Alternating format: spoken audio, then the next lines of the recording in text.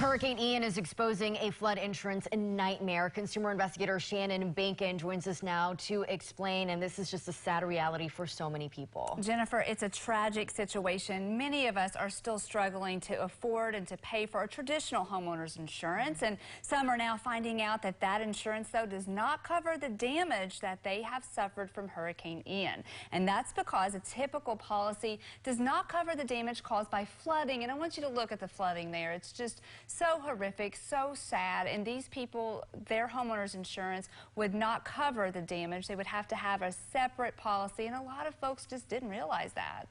Yeah, heartbreaking to see all those images. Now, are homeowners required to have both of these insurance policies? Well, many people wish that they were, but unfortunately they're not. Some people who live in flood zones are required by their mortgage company to also have a separate flood insurance policy, but many people are not required to have that even if they live pretty close to the water, but especially people who live inland. A lot of those folks have never had to deal with flooding. They're not required to have it. As you know, things are expensive now, so this is a bill that a lot of people have cut out.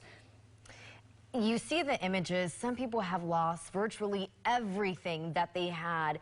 Does FEMA help them in any way? What can homeowners do? Well, it's interesting because you can apply for help through FEMA. You should apply through help, for help through FEMA.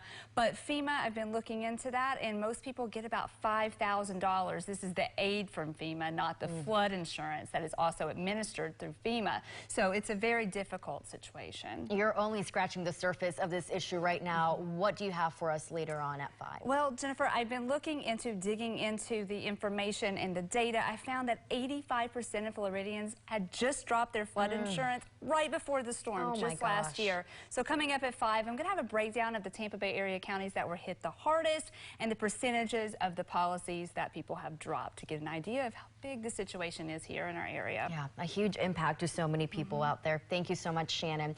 And if you have a problem that needs solving, better call Bacon. The number is 1-855-BACON.